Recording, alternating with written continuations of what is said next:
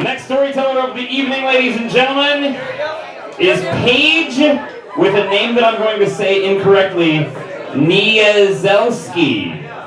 Paige Niezelski. Paige, awesome.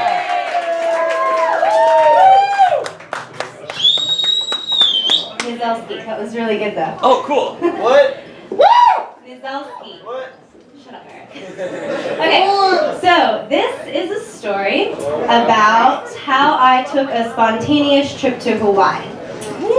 Alright, so I was a junior at university, and my boyfriend of 2 years just broke up with me, and I was really sad. So I decided that I was going to go somewhere, and I was going to go to San Diego, California to visit my aunt.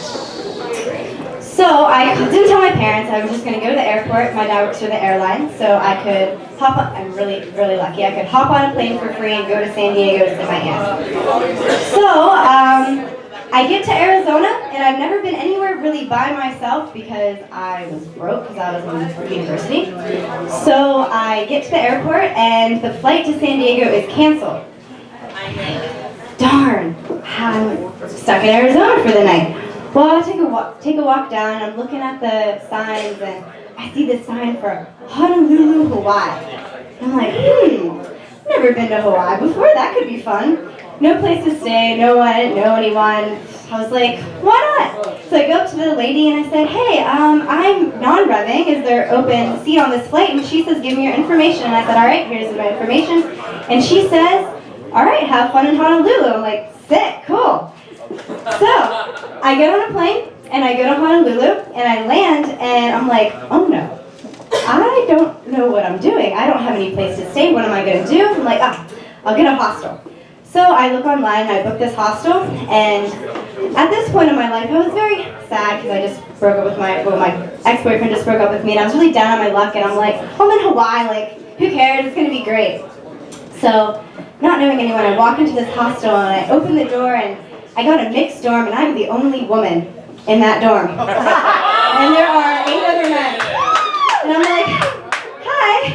And I hear this beautiful Australian accent. He says, hello, where are you from? I'm like, I'm from the USA. He goes, how old are you? You look awfully young. I'm like, 21, but I'll be 22 in 3 days. And he goes, okay. He goes, so where are you from in the United States? And I said, I'm from Pittsburgh, Pennsylvania. Yeah! Are you from Pittsburgh? Pennsylvania. Oh, okay. So he says, oh, you know the Steelers. And I said, I know the Steelers. He goes, I love American football. And I'm like, oh, me too. So we had a little geek out sesh about American football. And I'm like, cool, well, I'm going to go to the Waikiki Beach. He's like, cool, I'll come with you. And so this man, I only knew for 5 days. And I don't know, he was just somebody that treated me like no other man did. He just treated me like a real person. And he didn't really look at me in a way that I felt threatened or weird. But, so we go to Waikiki Beach and we're talking and he's telling me about Australia and I'm like, oh, I've always wanted to go hold a koala. And he's like, yeah, that's cool. So, I'm like, okay, cool. And then, he was way older than me, I was really young, whatever. I just want to hold a fucking koala, like, doesn't everybody?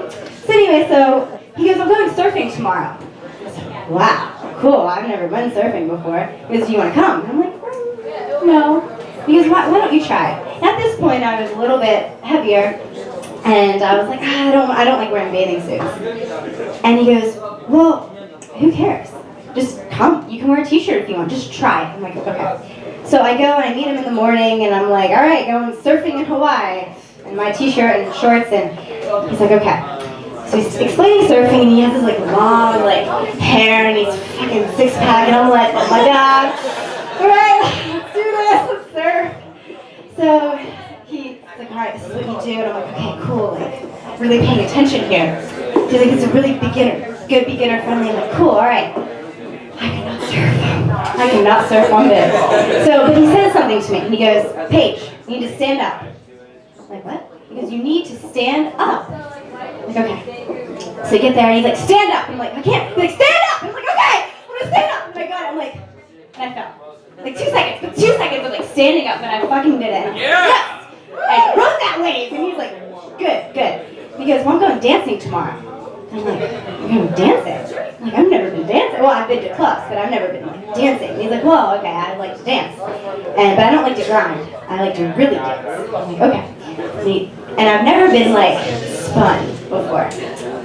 So we go to this club, and it's not salsa. I didn't really know what it was. I think it was merengue, maybe. I don't know.